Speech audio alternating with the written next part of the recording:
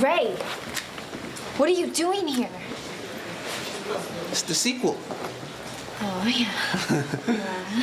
Hey, look, Cindy, about all that stuff that happened back in the day, let's just forget about it and try and move on, huh? I am. So just do me a favor and stay away from me. Hello, Brenda.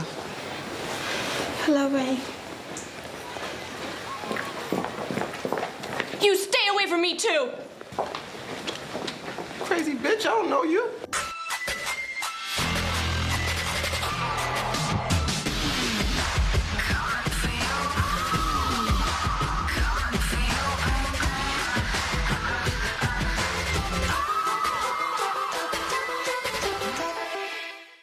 Welcome back, fans and friends, to the Complete Guide to Horror Movies podcast. We are right in the middle of our Scary Movie block. Fuck this. And today we're discussing Scary Movie 2. Of course, the sequel to Scary Movie, released in 2000.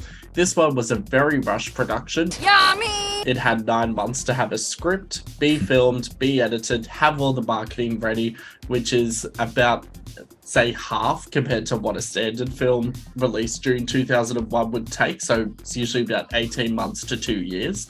And this resulted in the film grossing only $141 million from a $45 million budget, which is almost half of what the original Scary Movie made just 1 year prior. Fuckheads would be ready if you weren't partying all night.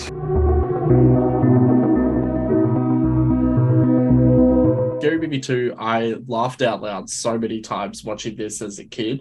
Still laugh when I rewatch it every 5 or 6 years now, but I definitely see some of the rush nature of this movie, and also there's a lot of deleted scenes with Scary Movie 2. Okay, well, why don't you just take my car? There's been a major recall on all Japanese-made cars. Automakers warn when exposed to rain, the cars explode. Oh, my car. I got it, son.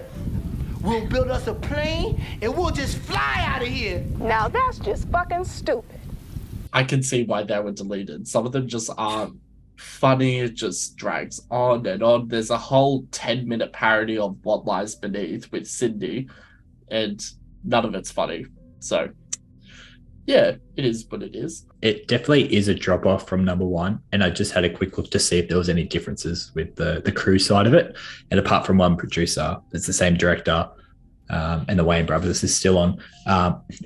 To be honest, I never really watched number two a lot. I tend to watch sort of 1, 3, 4, and once for 5. But 2 was always the one that I kind of always skipped. Some people is so ghetto. It has some good bits in it. It definitely is a drop off from what number 1 was. I don't think it's bad. I don't think it's really that good either, but it still has a couple good scenes in it that kind of tie in with the original, and they do a good job of it. But I find it's more Anna Faris, her scenes that are the memorable ones that I like. Who is it? Who are you? Help me how? Who's in danger? Where are you? Check the fucking music room. And I think I just kind of had some issues with maybe the plot and it being stuck in a haunted house.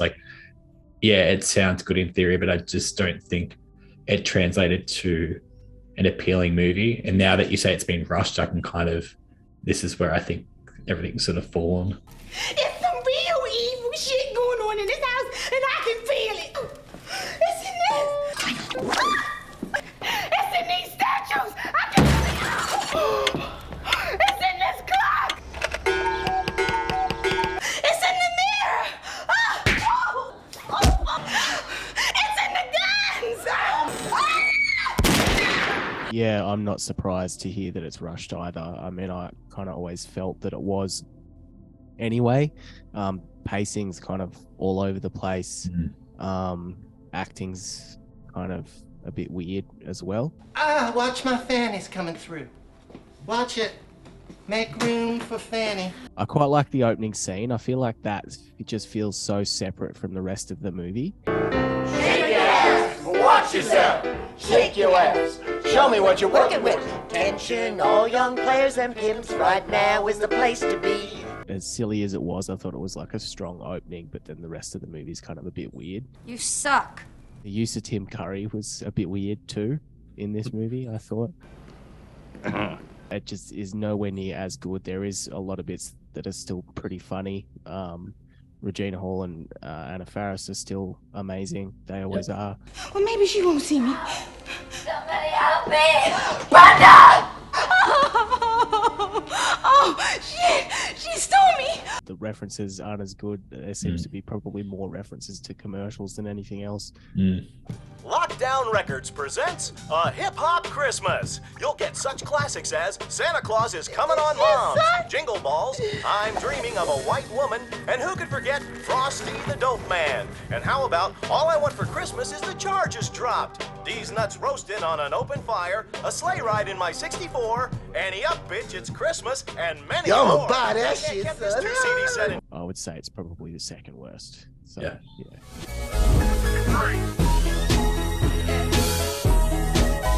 I can't necessarily think of favorite sequences apart from when Cindy is sitting in the car and that Vitamin C song comes on the radio, and then Yeah, Vitamin that's so C, good.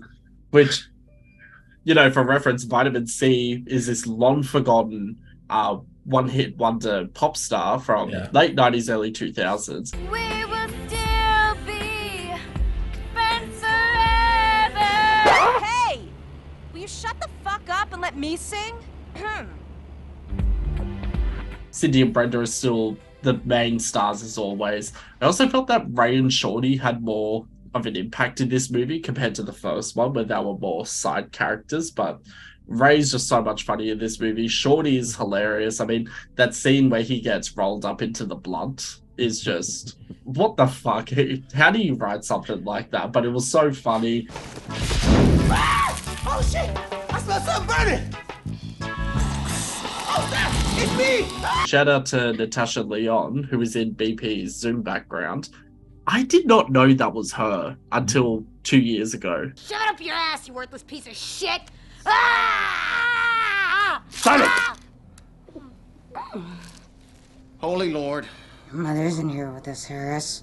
Would you like to leave a message? I'll be sure that she gets it. Yes, Mom, will you get out of there, please? You're no fun! I'm working. See you later, Mrs. Harris. Even though she might sound like this these days, but I didn't realize that it was her. I'm gonna cut that fucking attempt at an imitation. You sound like Farmer Dick and Jay, it's like, I'm lactose intolerant. Where to get the cigarettes? Oh, like that video of Miley Cyrus, and she's like, it's a journey anyways, and then it's the dog. Oh, wow. Yeah. Is that Lavender from Matilda? BP, do you have any favorite parts of Scary Movie 2? Yeah, obviously, you know, strong hand, that whole sort of thing is just revolting and disgusting. I forgot about Hanson. Here. Oh, take my hand. Ah, come on. You're gonna fall unless you take my hand. No, give me your other hand. Oh, my other hand isn't strong enough. You take my little hand. No, get it away from me. Take it. Take mine. I'd always kind of heard about that reference, and they take my strong hand, but not really realizing what film or where it was from. And yeah, it's just so funny. And I love it. It's like the best scene is when they're all obviously hungry and they're sitting at the dining table. And then I think they realize that, you know, they're like, what haven't you touched here? And it's like, oh, the pie. And then it's just like handing out the pie. And then, yeah, and even the potato, the mashed potato, whatever it is. And he's just, yeah, it's disgusting. My germ.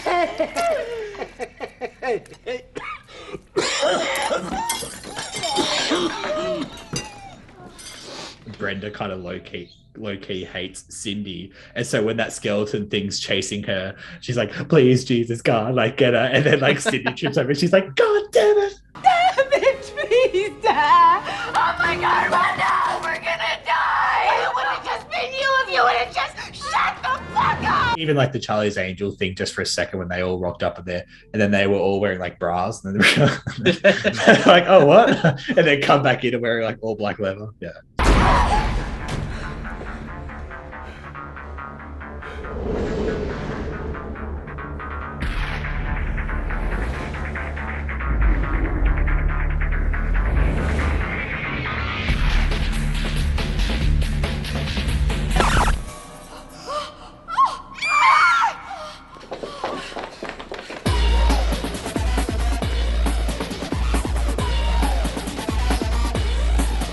I really like the rivalry between Dwight and Hanson. Want those cool new skates? Now you be careful with those. You don't want to fall and break something. Oh, that's funny. That's real funny. Let me give you a hand. Well, that's awful kind of you. How about you give me a standing ovation? Why don't you lift me up? Oh, okay. I see where you're going with this one. You look familiar to me. Were you in Stomp? Hey, you can kiss my grits. I think I'll be the bigger man now and walk away. Walk away. Other than that, it's not really heaps to love about it. I mean, I guess that Shorty being turned into a blunt. I mean, the best thing about that is, as you've already mentioned, Justin, that fake commercial is really funny. That's so good. But there's just a lot of missed opportunities in this, and there's sort of really only a couple of scenes that are really that funny or well executed. So yeah, not a lot of favorite parts.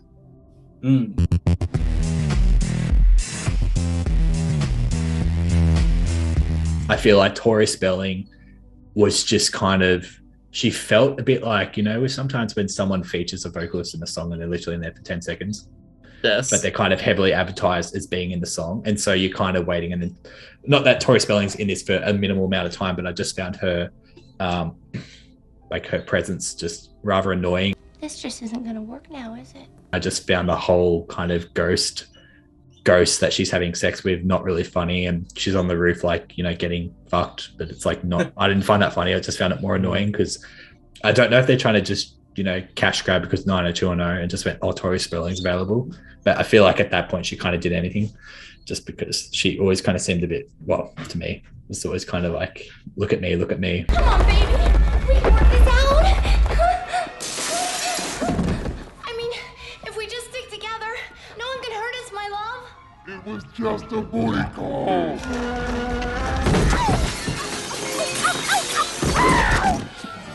Why won't you talk to me? Because you gave me crap.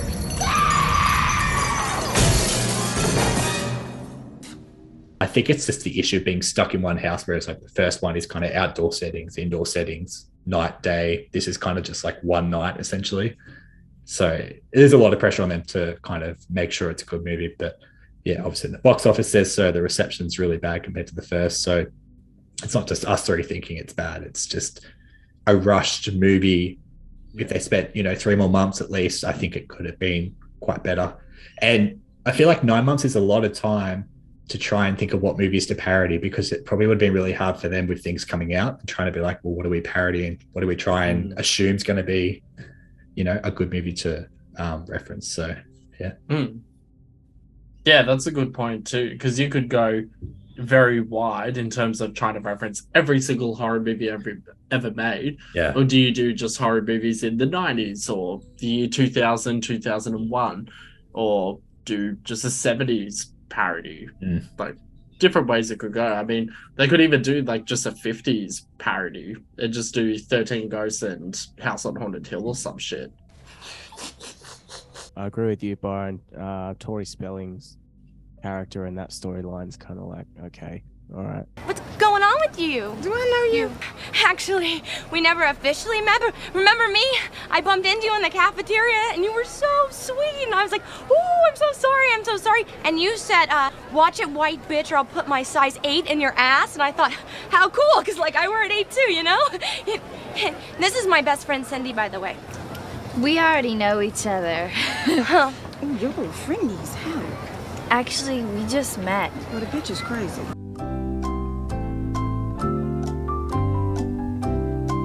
In terms of trivia, there's actually quite a lot about this movie. So, for instance, the director, Keenen Ivory Wayans, stated that the filmmakers watched over 130 horror films for background research. Marlon Brando was originally cast as Father McFeely. I didn't know that was the character's name. Anyway, and Marlon Brando completed 1 day of filming before he had to leave the production due to illness. He was replaced by James Woods, who was paid $1 million for 4 days' work. And there were some other people who were considered, like Charlton Heston, even President Bill Clinton were considered for that role. But, you know, it was such a punishing production schedule that they just had to choose whoever could actually fit that role. And because of that schedule, it made the Wayans never want to make another scary movie. And they were never involved with any of the sequels. They also had the future sequels and all the rights to the movie just ripped out from under them. So they've also never been fairly paid for Scary Movie 3, 4, 5, which is a huge scandal. But, you know, that's something we'll discuss when we come to Scary Movie 3. Suck on this. The Wayans brothers didn't release another horror movie parody until A Haunted House and A Haunted House 2. I hate those movies. They're not funny. I'm sorry. I know there's fans of those movies out there. I'm not one of them. I just thought it was shit. So even with the Wayans brothers involved with like a horror movie parody, I felt like this was just it. Like they had one great idea, and then this one was like a good idea, but not necessarily that great. Yeah. And then A Haunted House was like, really? Yeah, he kind of is a little bit of a hornball. So that basketball dance scene was a parody of a Nike commercial titled Freestyle that was very popular around the time of Scary Movie 2's release.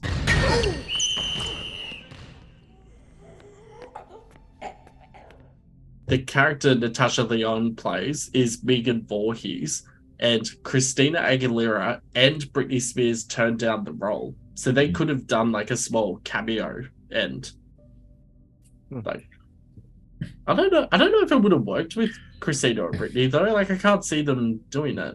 Nah, and I feel like it was like in their prime that it probably like manager wise be like it's a bad idea, and it's probably good because I feel like we would have that opinion on them like I do with Tori Spelling in this film. Yeah, just kind of be like useless cameo that wasn't really like paid $1 million to appear for 15 seconds. That wasn't really. Yeah. I mean, unless it's like Britney Spears now. Being possessed by the exorcist, and she's doing like the spinning dancing like her Instagram videos.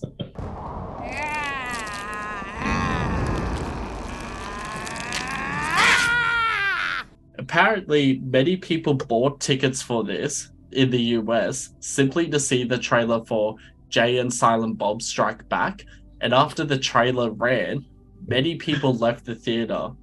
But I don't know how they measure that. Like maybe it's only one specific area, or if it's like a widely reported thing, but who knows? Yeah, okay. Do you feel lucky, punk? Do you feel lucky? Do you feel lucky, punk? I don't know if you're reading the same IMDb trivia, but I think it was about the molding or the boobs or something. Yeah, it feels like it's written by Tori Spelling herself. I'm just like, it's been approved by her to write, I think. Like there's some Wikipedia pages where I'm like, I know that celebrity or their management wrote this as opposed to like other people writing it. But yeah, in short, she refused to do any nudity. She also refused to allow body doubles, cast moldings, etc. of like her chest area. But she stood her ground and said, no, I'm not doing any nudity, etc., etc.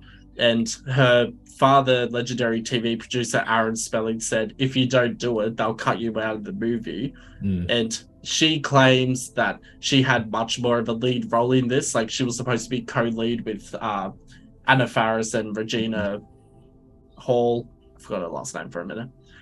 But she was cut down to just a cameo. And look, there are some deleted scenes that do back up her claim. 6 months and 2 restraining orders later, I decide I deserve better than that, you know? I feel like Tori Spelling's maybe just a little bit delusional.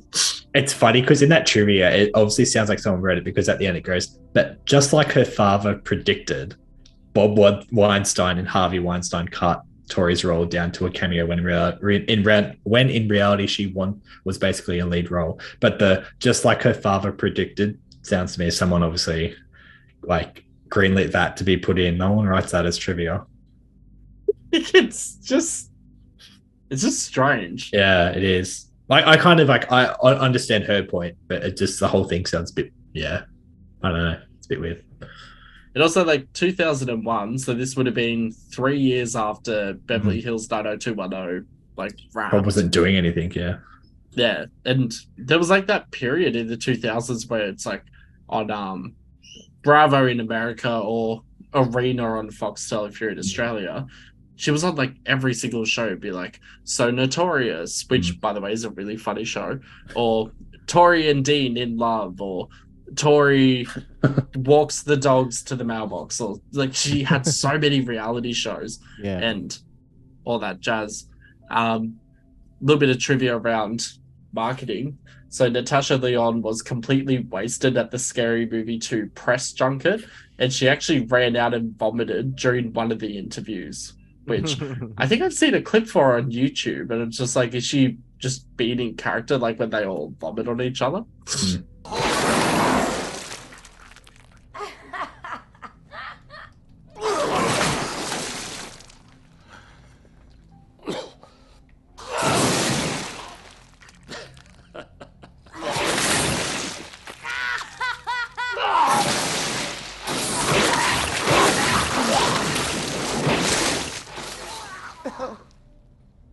Tori Spelling, of course, did have a cameo in Scream 2 as well, with Cindy even joking in Scream that with her luck, Tori Spelling would be cast as a film version of herself. So, you know, it's just funny how that comes full circle. God is good.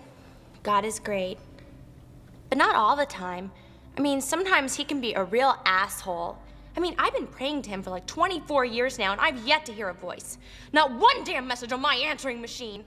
So if you can hear me, and I know you're up there, thanks for the food. It is like the least that you could do for us. Amen. Let's eat. There's an alternative ending with James Woods reappearing as Father McFeely.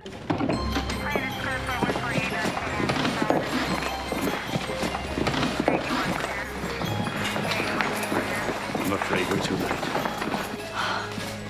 Father! Oh, my child, you're alive! Yes, we made it! We? What do you mean, we? Me and my friends. You see, there was this ghost and he just came out of nowhere. My dear, you are the only survivor. There's one in the kitchen. It's ass, blood, and guts everywhere. So wait a minute. You mean to tell me we're dead? I guess so. And get off me. I'm sorry. No, but my friends are right.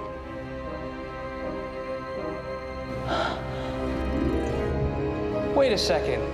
I'm still handicapped? This is bullshit. My psychic ain't tell me I was gonna die. I'ma haunt that bitch. Oh my God.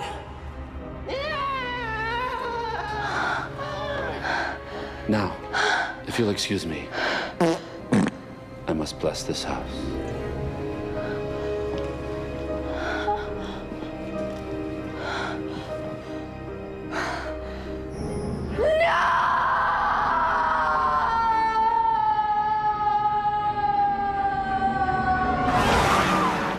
When Cindy and Buddy are locked in the freezer, it's a spoof of Hollow Man.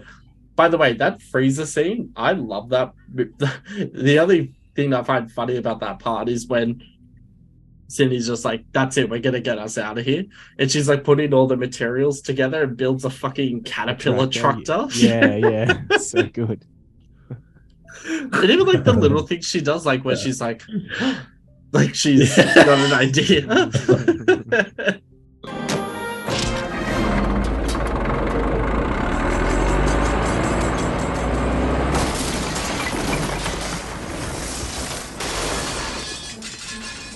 So, of course, at the end, we find out that Hanson is possessed and he cuts open Shorty's head, which is a spoof of Hannibal, where at the end he cuts that guy's head off, eats his brains, etc.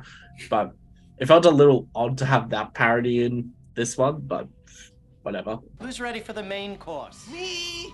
Oh, Hanson, please. No. What the fuck? Beef juice in the house. This is your brains on drugs. Oh shit, son.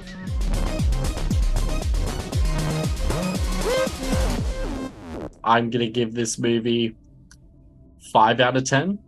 I recognize that there are a lot of shortcomings, but I think what saves this is Cindy, Brenda, and also Ray and Shorty. For me, Ray steps up with a lot of funny aspects in this movie. I will always quote when he's wearing the red dress, and he's like, well, I bought mine on Friday. I just came down here to get a banana. Shit is hot, right? Like, every time. I'm actually surprised that, you know, there hasn't been a Drag Race queen that's, like, made fun of that yet or done that as, like, a design challenge. But Yeah, that'd be sick. oh, even when in season 6 when they did that horror movie challenge, it's like, gee, I'd be like, gag me with a DeLorean. Like, DeLorean. What's a DeLorean? So fucking love Gina Gunn. Absolutely. But also recognizing with Scary Movie 2 that, you know, it is unfair what happened to it. Just, you know, I think 5 out of 10 is fair. It's not too harsh. It's not too overly crazy in a sense. BP, I have a feeling you're going to give this like negative 69 out of 10, but what's your score? No, I'm going to go higher than you. I'm going to go 5.5. I had that written down when I was watching it. 5.5. Maybe like Exorcism licks out of 10, like the. I don't want to say it, but you know what I mean. Who sent your only son into the world to crush that roaring tiger? And who got that unholy bitch Jerry kicked off of Survivor? Fuck me! Fuck me! Father! Father! This is not part of the ritual. I'm gonna give it 5 vomit and piss gags out of 10. She's good. Our average is 5.25 out of 10, which I think is fair. So we'll leave it at that.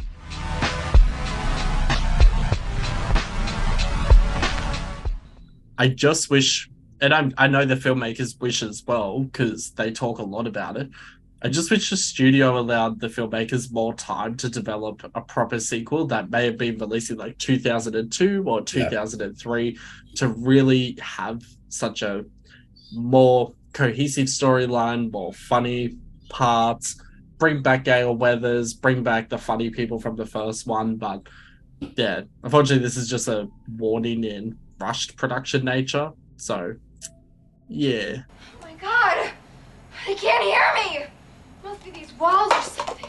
I understand the success of the first one and the need to make a sequel, but I think if they just allowed them more creative control to finesse it and spend like 3 to 6 months more, I think this could have been a really good sequel. Maybe not as good as the first one, but a lot better than what we've sort of watched. And as us three have discussed, and some people on the internet, some people will disagree, but yeah, it is a rushed production with just some filling cameos. The execution's not really there, unfortunately. And as you know, Coop said, pacing's off. The jokes are not really there either. So it's okay. But again, I feel like there's probably 1 or 2 better sequels after this, which is interesting.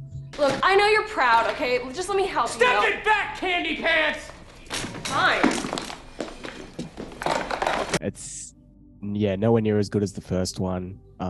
It's unfortunate that it was rushed. I agree with both of you. If they had more time to piece something together that made a bit more sense, and they'd be able to fully utilize all the movie references needed to make it another really good parody movie, then it could have been amazing. It's just a shame that it wasn't. To anyone who is watching the franchise for the first time, don't give up here. There is more good to come, but it may not end well, just so you're aware. Oh, get up! Why is he running so slow?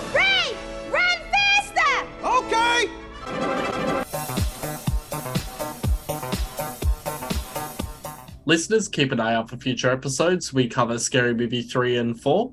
We'll also cover We also cover 1 Hour Photo and An American Werewolf in London, so check that out. Check us out on TikTok as well.